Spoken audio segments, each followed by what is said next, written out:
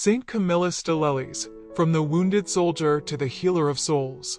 In the tapestry of saints woven through church history, few lives reflect the power of God's transformative mercy like that of Saint Camillus de Lellis. Born in 1550 in the Kingdom of Naples to a devout mother and a soldier father, Camillus' early life was marked by abandonment, addiction, and suffering. Yet from these ashes rose a saint whose heart would burn with compassion for the sick and dying, becoming a living icon of Christ's mercy. A mother's dream, a son's destiny.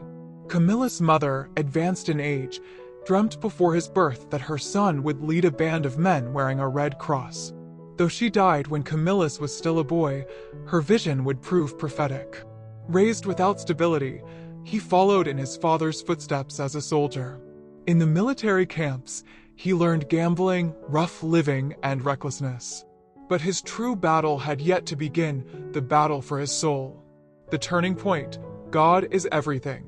A festering leg wound forced him to leave military life. Homeless and destitute, Camillus sought work at a Franciscan friary.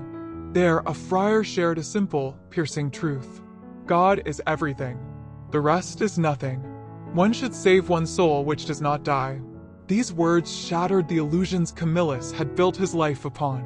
Overwhelmed with sorrow, he fell to his knees and prayed, "Lord, I have sinned. Forgive this great sinner. How unhappy I have been for so many years not to have known you and not to have loved you. Lord, give me time to weep for my sins for a long time." This marked the beginning of his radical conversion. Rejected but not forsaken, Camillus sought to enter the Franciscan order, but his application was rejected due to his leg wound. Broken again, but not defeated, he journeyed to St. James' Hospital for Incurables in Rome. There, while receiving treatment, he began ministering to the sick. He embraced a life of penance and prayer, and his inner transformation became visible to all.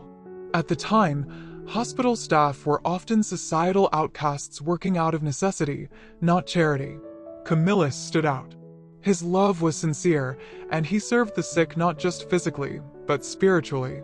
His genuine compassion inspired others, and he was soon appointed hospital director. Still, he dreamed of something more enduring: St. Philip Neri and the call to priesthood.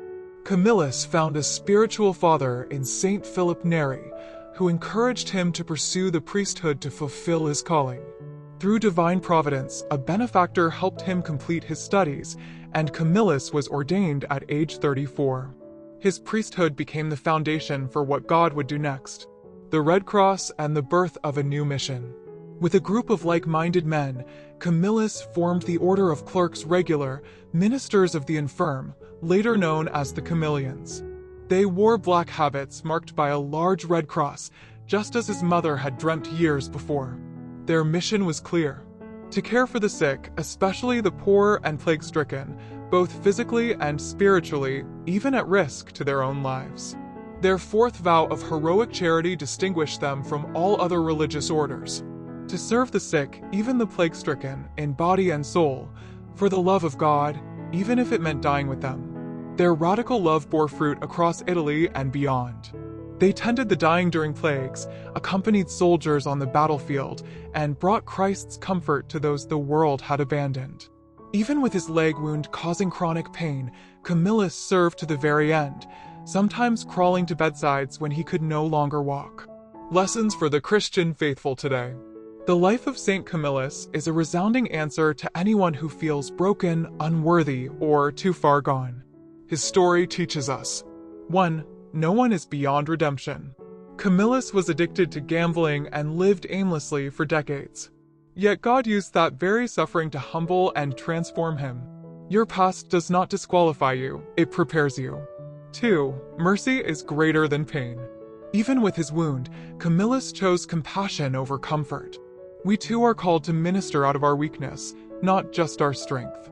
3. Holiness is practical love. Camillus showed that charity is not sentiment, it's action.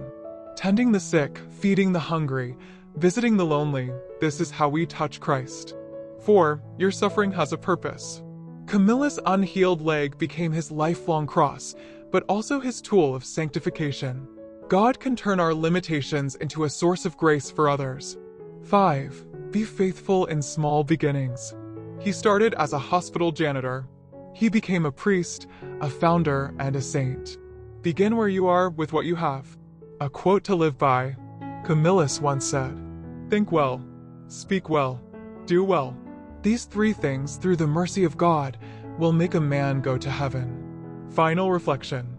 Today, the Camillians and Camillian sisters continue his mission worldwide. But every Christian is called to imitate his heart, to see Christ in the suffering, to embrace our own wounds with humility, and to love with mercy that costs us something. So, where is God calling you to bring healing? Is it in your home, your parish, your community? Like Saint Camillus, you don't need perfect health or a perfect past. You need a heart willing to love for the sake of Christ. Whatever you did for one of the least of these brothers and sisters of mine, you did for me. Matthew 25 verse 40. Thank you for watching. Please like, share, and subscribe. God bless you.